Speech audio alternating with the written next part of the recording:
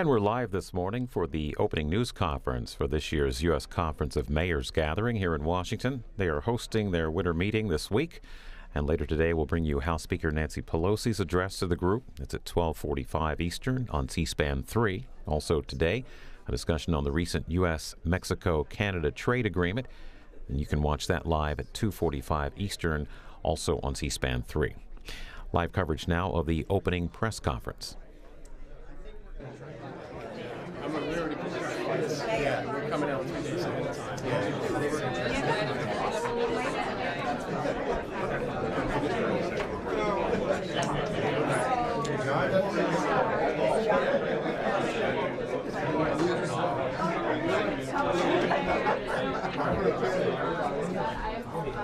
Control yourself. Hey. Oh, you heard that? He said you want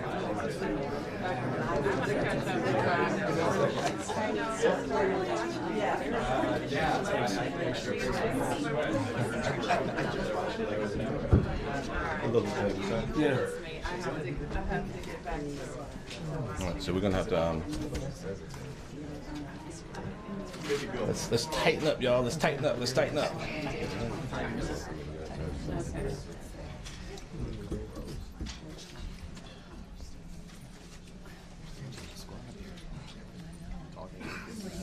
Brian, you should really stand in front. Or tippy toe. Yeah, I know. Tippy toe in the front. Yeah, I know. All right.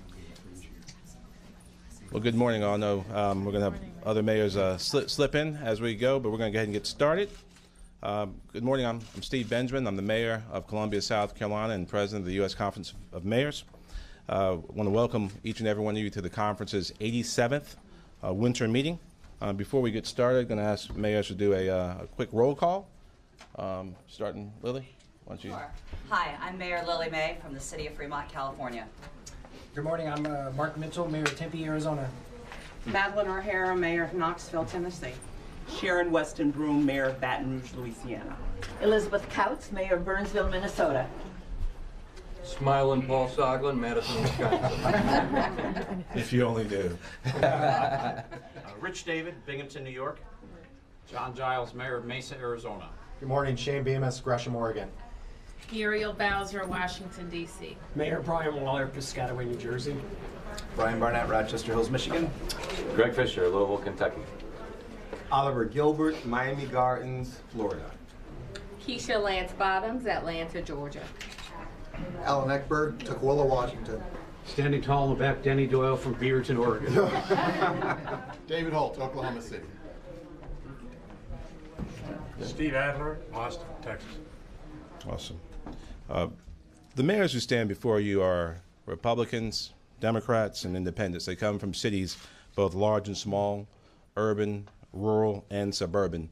But these labels do not define us. In fact, what you see before us is one united group, a group that governs in real time, does not get distracted even by major disagreements, and who collectively work together to improve the lives of all of our residents.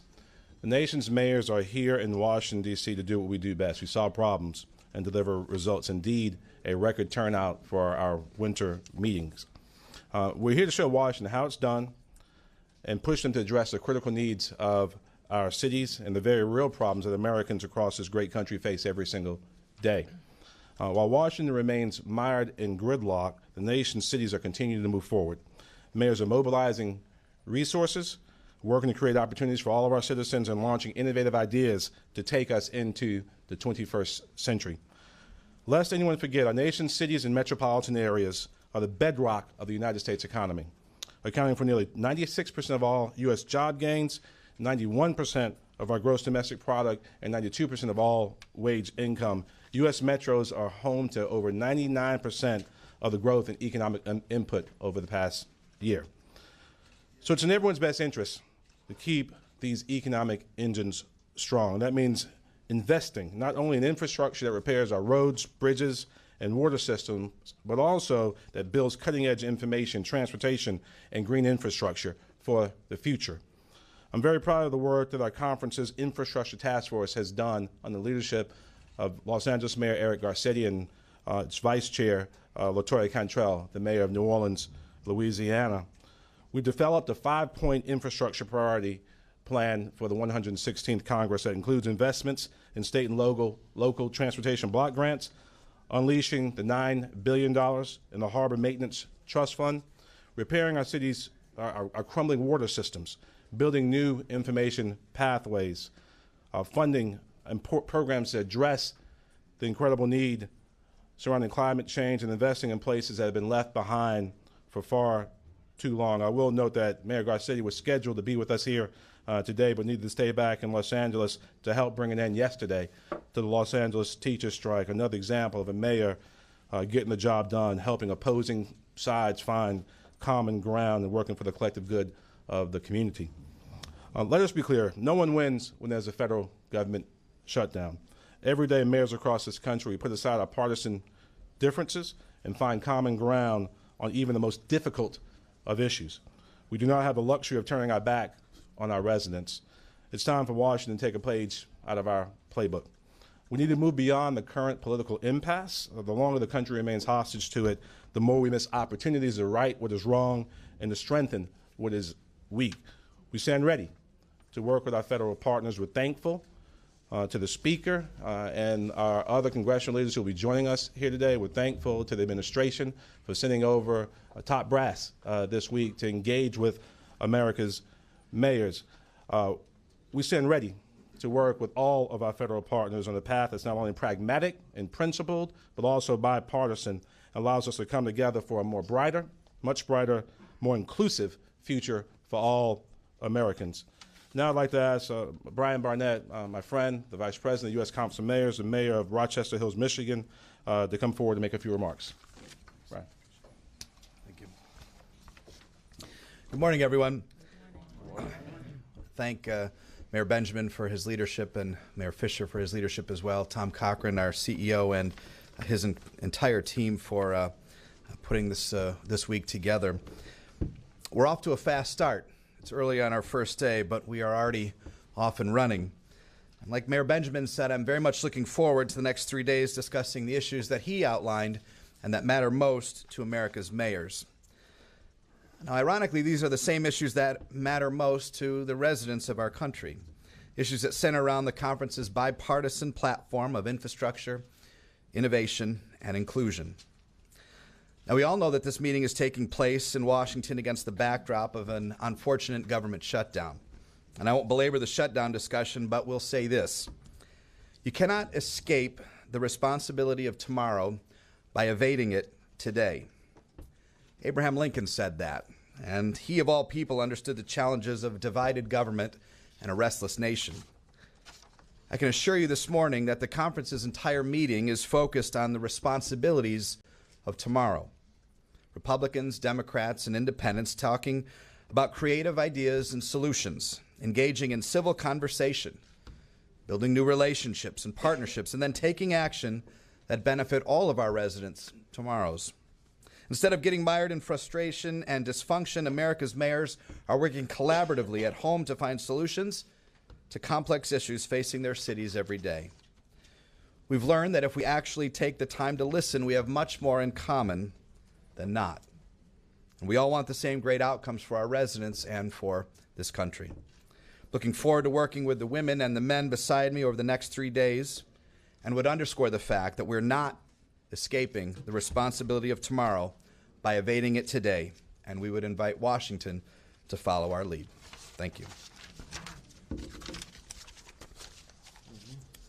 Now we have our conference's second vice president, who's actually two places at one time right now. He's chairing a meeting a room over, and he's here with us here today. And I invite the mayor of Louisville, Kentucky, Greg Fisher, out.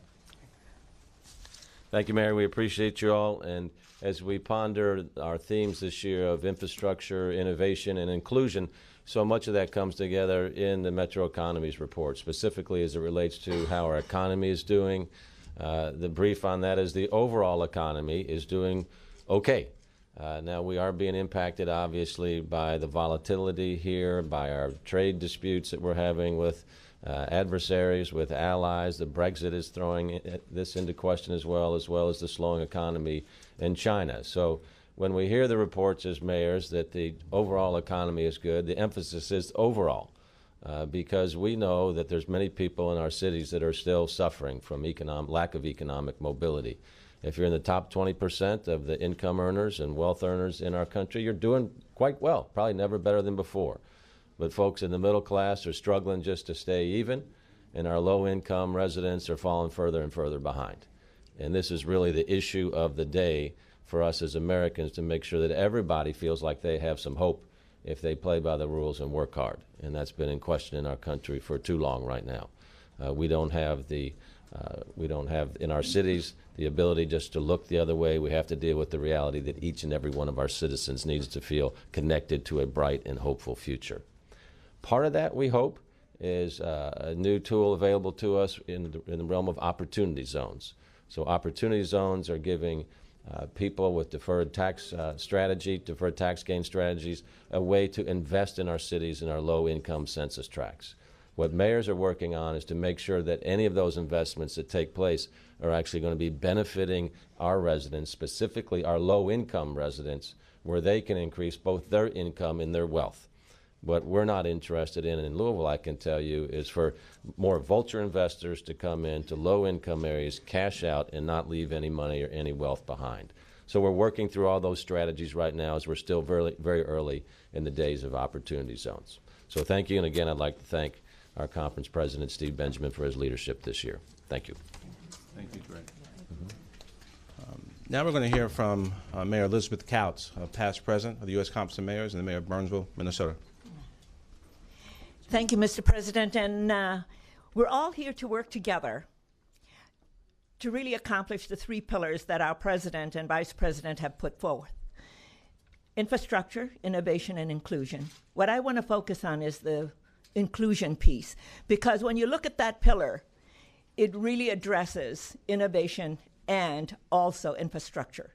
When we bring our people together to look at solving these problems in our cities and across the nation, we're looking at how we solve infrastructure issues. When we bring our people together, we're looking at how we innovate, because we also have to work with school board members and our higher learning institutions to look at what innovations are going to come out of there, to look to the future, as Vice President Barnett has spoken about. In Burnsville, we're working with our school district in the high school so that our students are in classes that help them on a pathway forward to their careers. And looking at innovation, working with our companies within the city of Burnsville to help mentor those students. All of these things that have to do with inclusion really has to accomplish those pillars that we're talking about. In Burnsville, we're looking at how we solve the issues of infrastructure, not only above the ground, but below the ground, how we stretch and manage those resources out 25 years. So one of the things that is very important to us is partnerships. Our president talks about how we bring everybody together to the table, and it's partnerships with our corporations and how we solve all of these problems: infrastructure, innovation, and inclusion. And we need the federal government to be a partner in all of that. And we need an infrastructure transportation bill to be passed. And that is what's important to all of us. Mr. President, thank you for your leadership, and we'll continue to work together to make sure that we deliver for our people and our nation what needs to be done.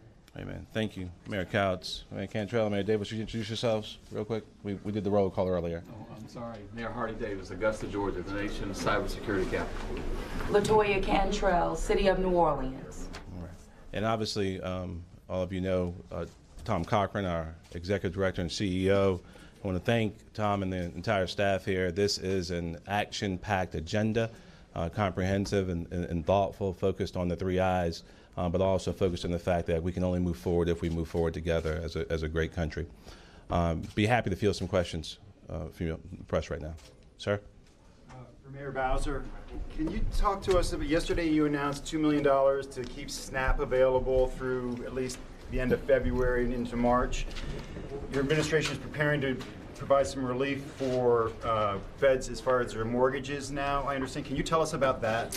Well, sure. Thank you, Mark. And I want to thank Mayor Benjamin and all the mayors who are gathered here, who gather in Washington each January for our winter meeting.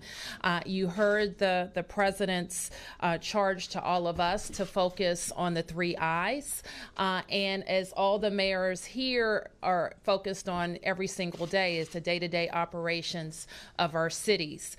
We are unfortunately in an unprecedented time right now, the longest federal government shutdown in recent history, or I believe ever, and we are all struggling to make sure that the quality of lives of our residents aren't disrupted.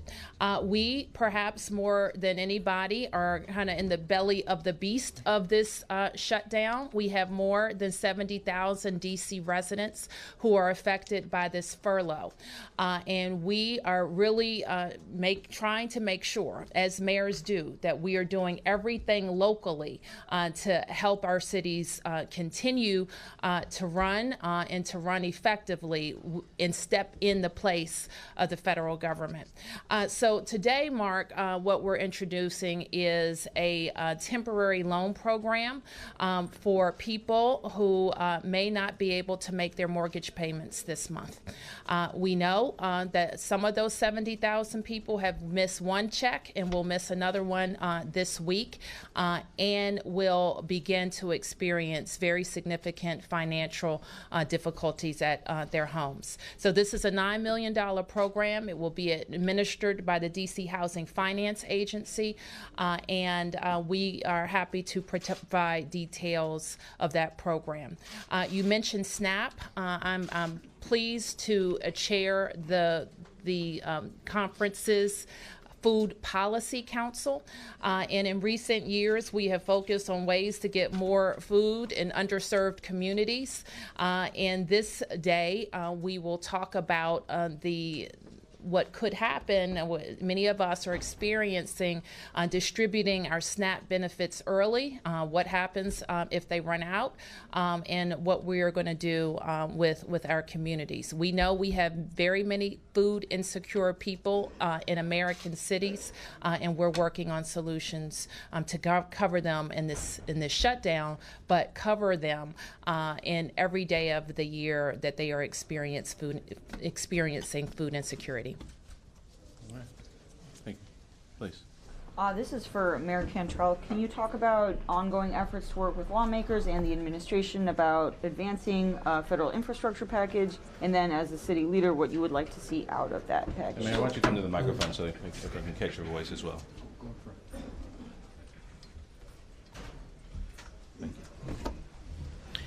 Thank you. You asked about infrastructure packages with the federal government. Well, one thing in the city of New Orleans, wanting to ensure that the federal dollars that have been allocated to the city of New Orleans are actually hitting the ground. That has been a unique challenge for us, but it does set the tone that cities, and as we have done and polled all of our communities throughout the United States of America, infrastructure is its top priority.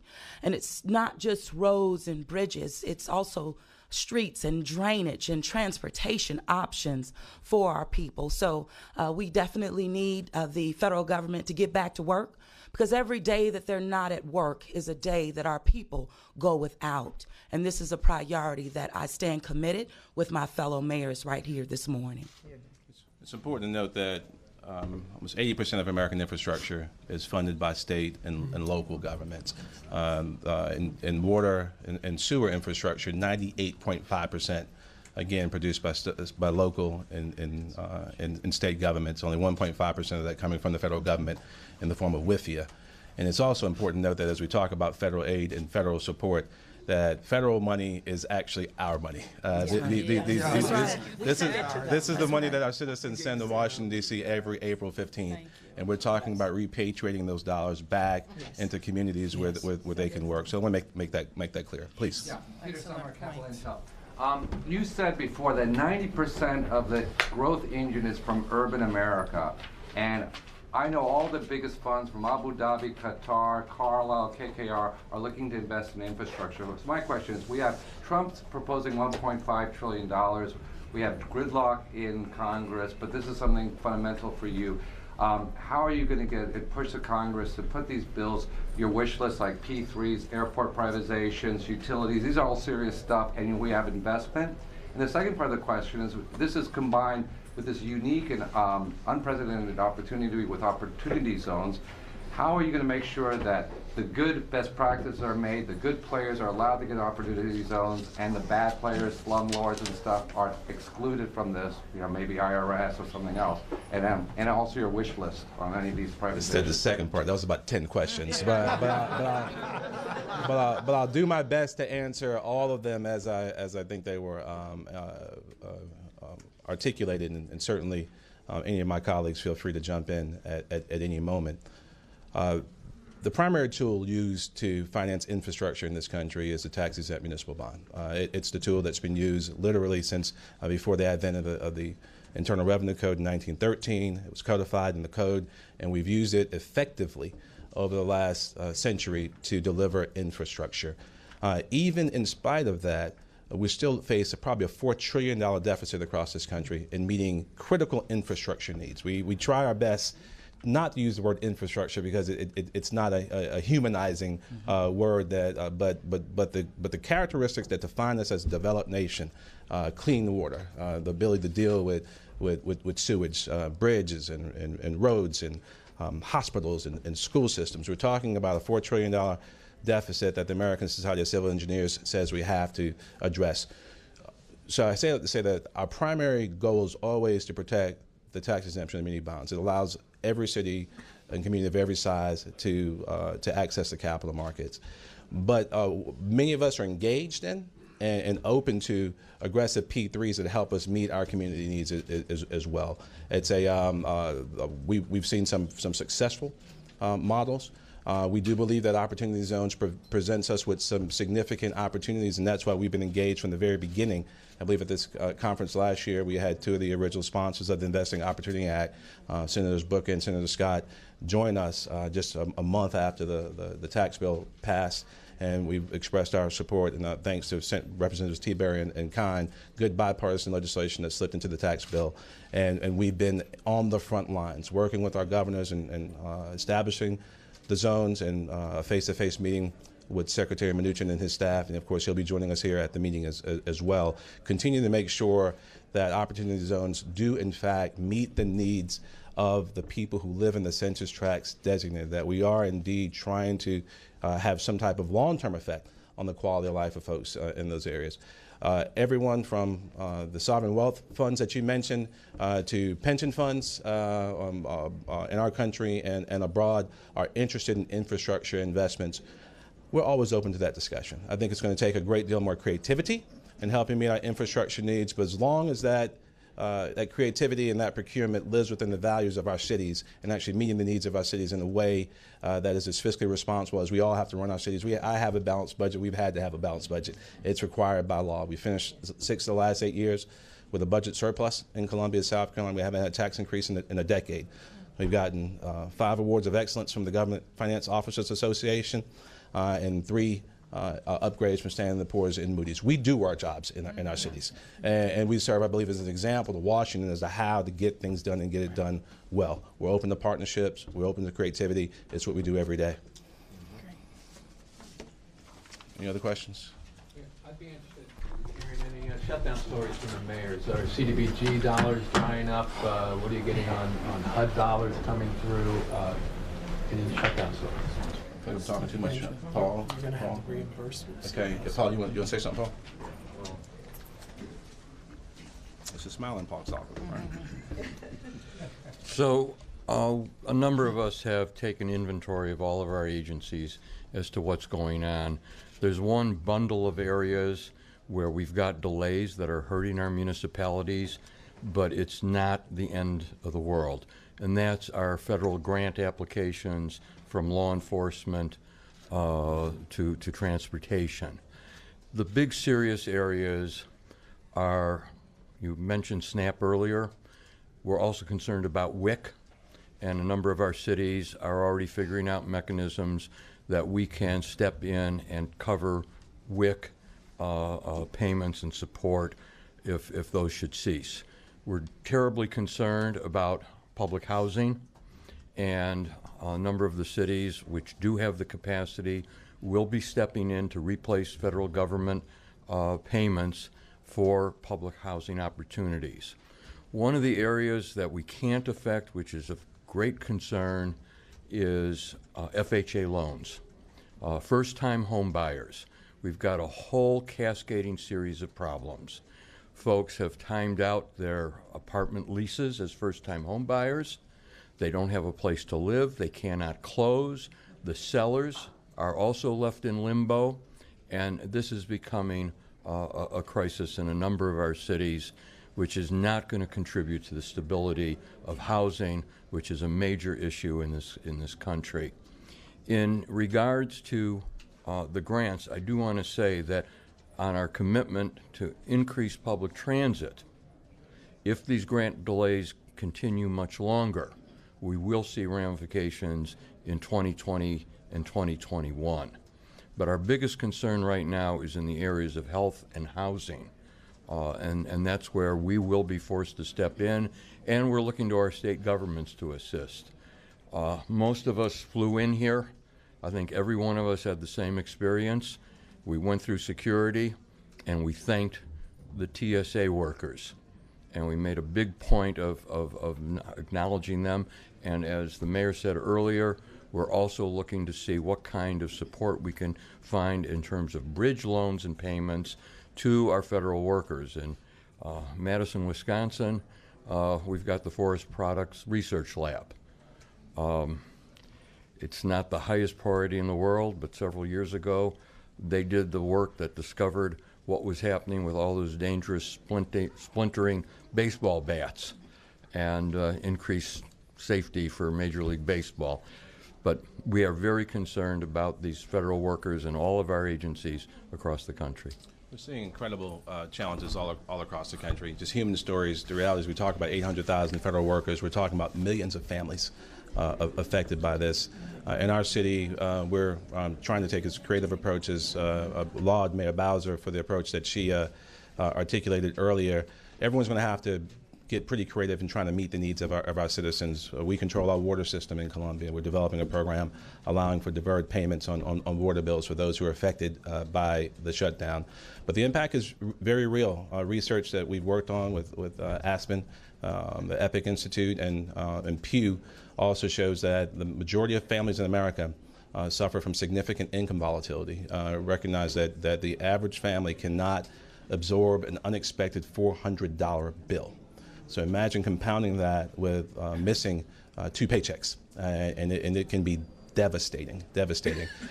See the mayor of Atlanta inching towards the microphone. At Atlanta's airport, the busiest airport in the world. You have to understand, for those of us who live in the southeastern United States, in order to get to heaven if you die, you must pass through the Atlanta airport. And if, in fact, this shutdown continues to have the effect on our TSA workers, I can only imagine how devastating. Please, Mayor Bottoms. So if you all can just watch Mayor Cantrell on over my shoulder here as I talk about the Super Bowl. Gotta start something. But I just want to say our immediate concern, obviously we're concerned for all of our federal workers, but we do have a Super Bowl coming to Atlanta in just a few weeks. Right now, our security lines, we are getting support from the TSA. They've flown in additional agents into Atlanta, but we are extremely concerned because on what's called Mass Exodus Monday, we will have 120,000 people go through Hartsfield-Jackson, Atlanta International.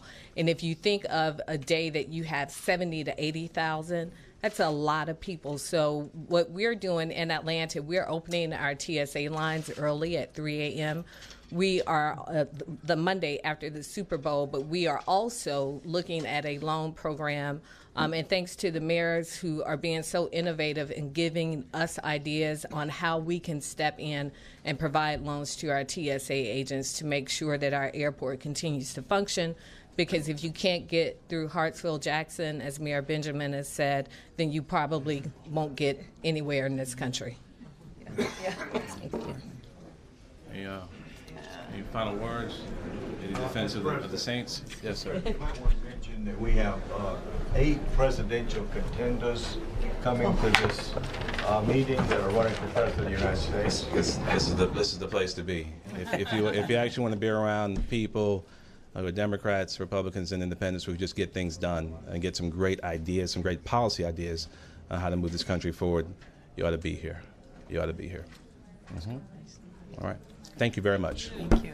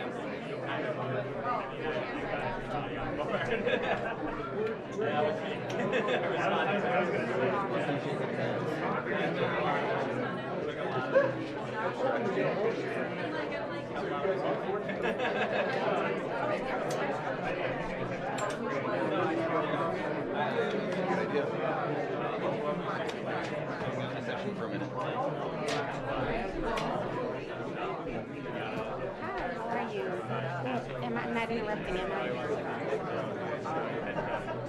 Make everybody happy.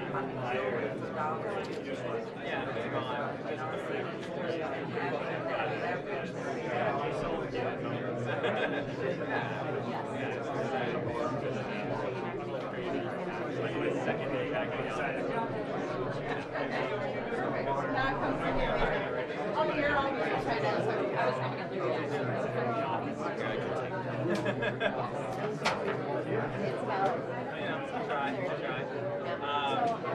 What about you? What's going on? Really into this.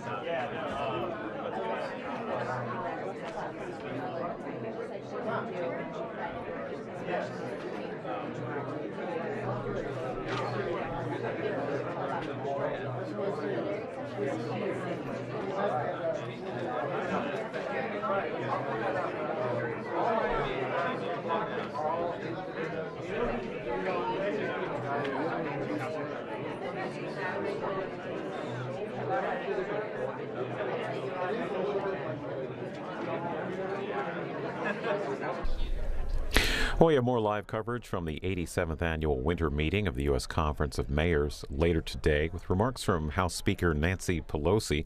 She is the keynote speaker at today's opening luncheon, and that'll be live at 12:45 Eastern.